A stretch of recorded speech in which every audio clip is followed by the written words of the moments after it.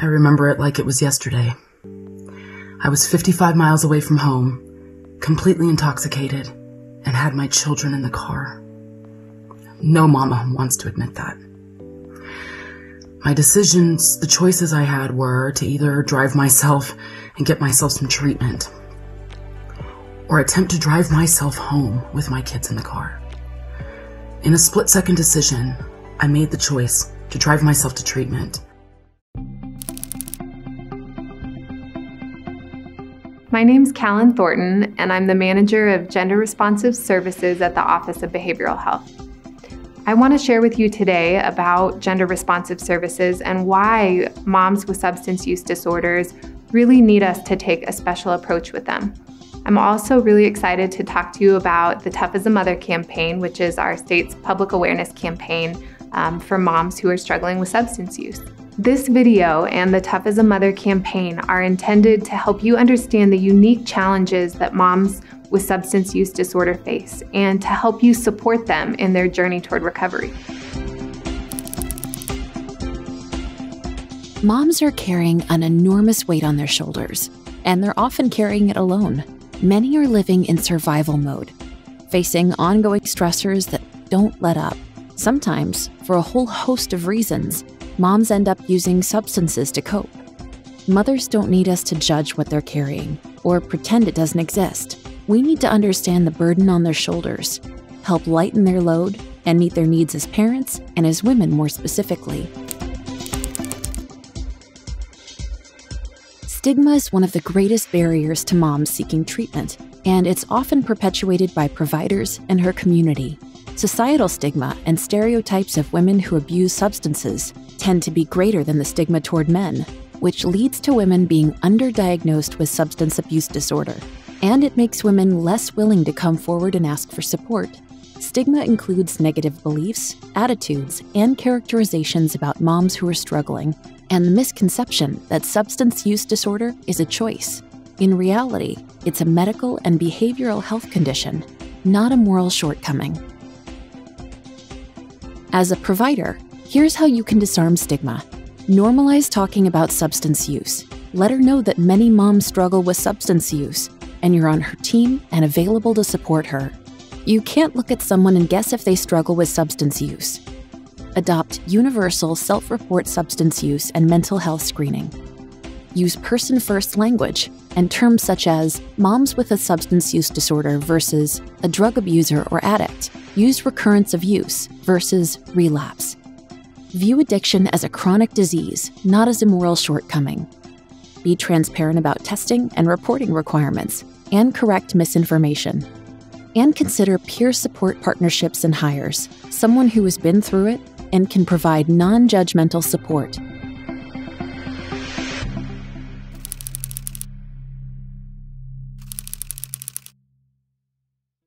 So when I'm talking about gender responsive services, I'm really talking about services that are designed for pregnant, postpartum, and parenting women. And these services have to be designed around the realities that shape women's lives. Some of those realities include factors like her unique biology, the caretaking role that she's more likely to be playing in her family and in her community, the trauma history that she is more likely than her male counterparts to have, the mental health issues that she's subsequently likely struggling with, the economic hardships that she is more likely to be facing, which cause barriers to treatment. It's also really central to women's lives to conceptualize them as a part of their relationships, as a relationship is oftentimes the central organizing factor of a woman's life. So that could include relationship with kids, with family, with significant others, with parents. One of the things you should know is that stress and hardships for these moms are multidimensional. Let's look at Maria's story. She's a good example of why biological, cognitive, behavioral, and psychological dimensions of a mom's substance use and abuse should be framed in their socioeconomic contexts, including, but are not limited to, employment, educational status, transportation, childcare, housing, literacy levels, and income. So part of being culturally competent is remembering that there are cultural competencies that are really specific to women, and that cultural expectations and gender norms vary greatly across different cultures. There's huge diversity among pregnant, postpartum, and parenting women, and they have many different identities intersecting at different points, all of which may influence this mom's attitudes toward the healthcare system, the degree to which she trusts the healthcare system, her personal beliefs, as well as identity group beliefs around help-seeking behavior and attitudes around self-disclosure. Representation is super important. This means that the staff in your organization might actually look like the clients that they're serving, that they might speak the same language as the clients that they're serving, that they have some of the same cultural understanding, live in the same communities as the clients that they're serving. It's so essential to universally screen for substance use disorder because female patients are more likely to experience physical issues more quickly. The consequences of her use are going to stack up faster, and time is important. Women's bodies metabolize substances differently. They become dependent on substances more quickly. And their bodies are harmed more quickly by substance use, including liver disease and other organ damage, cardiac-related conditions, reproductive consequences, cognitive and other neurological effects, breast and other cancers, and greater susceptibility of infectious diseases including HIV, AIDS, and hepatitis C. It's also important to know that suicide and accidental overdose are leading causes of maternal mortality, and that a mom is at high risk during the first year postpartum.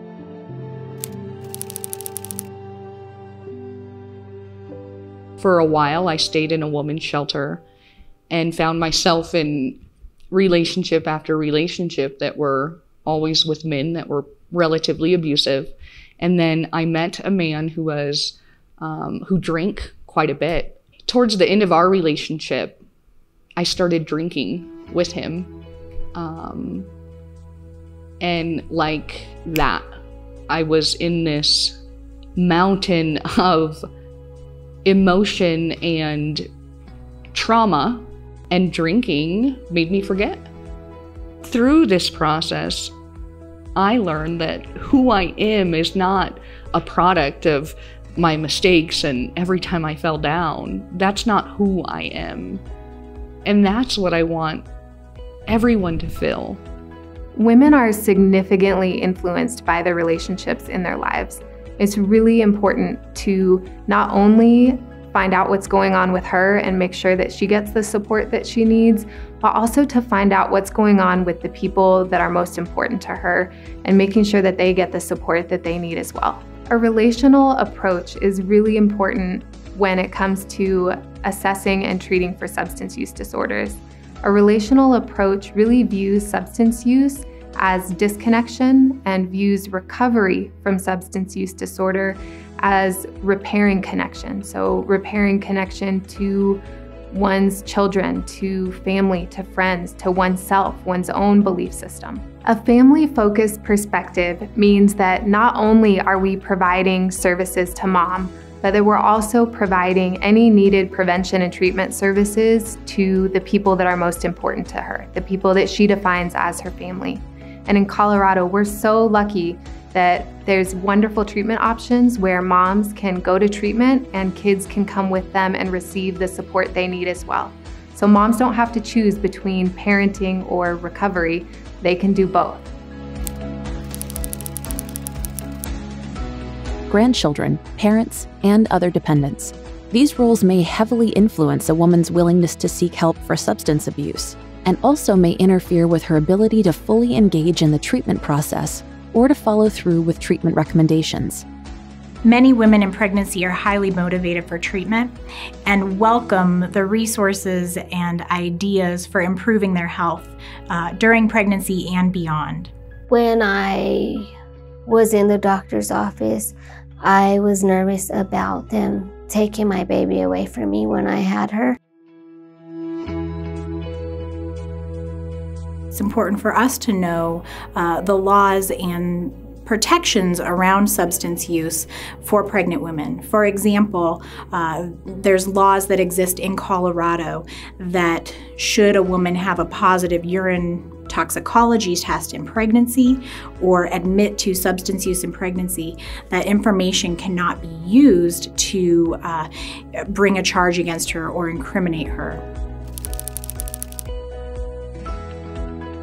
Trauma severely disrupts a person's sense of themselves as safe. And so part of adopting a trauma-informed approach is for us to make sure that we're creating a safe, transparent, trustworthy environment for women to recover in, where they feel empowered to make choices. And all of these things impact her substance use disorder recovery. So it's essential when we're thinking about treatment that you have substance use disorder on one hand and trauma treatment on the other hand. They have to go side by side. I find that when I really listen to our patient stories and identify the substance use as the end result of a whole lifetime of experiences that have led a woman to that point, I have not only increased understanding of her needs and what would be best for her health care, but also increased empathy and compassion for a patient that sometimes at first glance is a difficult patient to care for. A strengths-based approach means that we are recognizing and talking to moms about their strengths. She hasn't gotten this far without having a lot of strengths. Part of our culture for women is that we shrug off compliments. We don't like to take the credit. What we can do as providers to counteract this is to help a mom explore her strengths, name those strengths explicitly, and build upon them.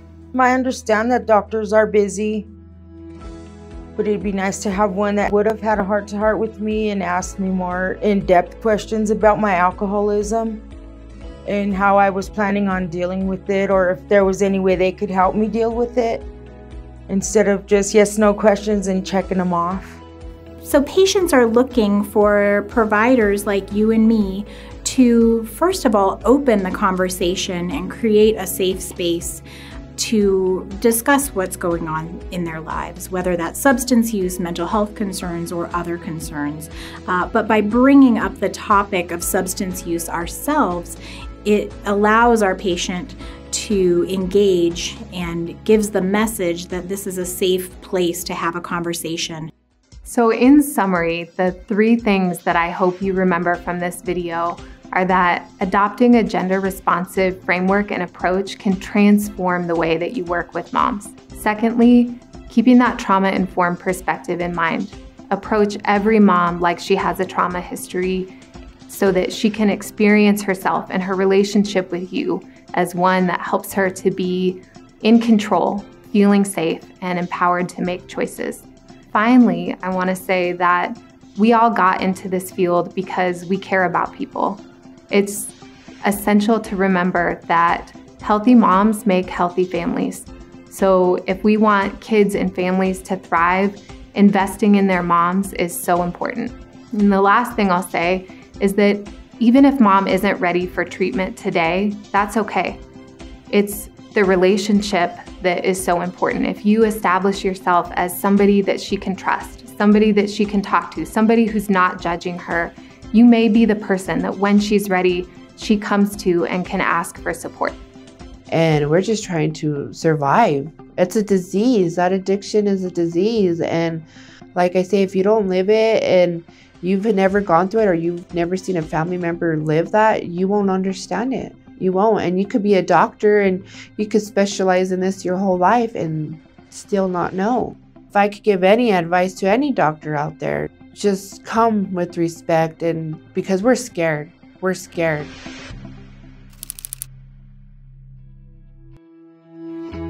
Hi, I'm Christy Jordan with Signal. I'm excited to share some resources with you about our statewide public awareness campaign, Tough as a Mother. Tough as a Mother launched in May of 2020, and it is to help Colorado women with dependent children get connected to substance use disorder treatment services in their communities. Although there have been efforts to outreach to pregnant mothers in Colorado and nationally, there's been little efforts done with women with dependent children. Tough as a Mother is a collaborative initiative through the state's managed service organizations and the Colorado Office of Behavioral Health. The campaign is intended to create awareness for moms who need treatment, that it's possible and that it is available. And it is also for providers like you to give you the marketing tools and the outreach resources that you need to reach these women who need this level of care. Through a cohesive and collaborative approach, we can get more mothers started on their journey to recovery. We built this campaign with specific goals for moms. We know that she can often feel isolated and judged. So this campaign is to meet her with compassion and empathy. Here are some examples of the messaging we've developed to combat the social and psychological barriers our moms face and encourage her to start her journey to recovery. Our key messages on marketing materials include: we recognize that being a mom is tough, but so are you. If you're using alcohol or other drugs to cope with stress, you're not alone. Support is available. It is okay to admit you are struggling. Here's a phone, text, and web option for connecting to help. Our messaging combats social and psychological barriers that moms face and encourages her to start on her journey to recovery. Our website is also a great tool for you to use. MSOs know all of the providers in their regions and can help connect mothers to an individualized and customized plan. Most importantly for you, there is a resource page on the website specifically for providers. Here, we outlay the best approach to making a high-quality referral, one of the most critical junctions in her decision to seek support. We also list other valued partners here that support the campaign with tools and resources. We have built a robust provider map as a resource to moms. The first point of contact encourages her to create a partnership with a managed service organization, or MSO, in her area to learn about treatment options. MSOs know of all the providers in their regions and can help connect mothers to an individualized and customized plan. Mothers can navigate the map by city or county. As she selects an option, the MSO in her region populates, helping her see how to take the first step to seeking services. Other important components of the site include resource pages for mothers on other partners that provide critical supports for recovery, like childcare, transportation, and support groups. Videos of moms like you. Women seeing other women in recovery is one of the most powerful and motivating tools we can share. And all of our resources are translated into Spanish. Supporting the campaign is easy. There are several ways you can start today by promoting our campaign and strengthening your community outreach strategies. Distribute this webinar to other professionals or partners on your team. Display materials at your office or location. Distribute materials to community partners and businesses. Promote the campaign on your website, digital, and social media. Distribute our press release and radio PSA to local media. Promote the campaign to local elected officials and other local influencers. We appreciate the work that you do every day to support Colorado mothers who struggle with a substance use disorder. Together, we can reach more women to get the treatment that they need to be the toughest mothers possible.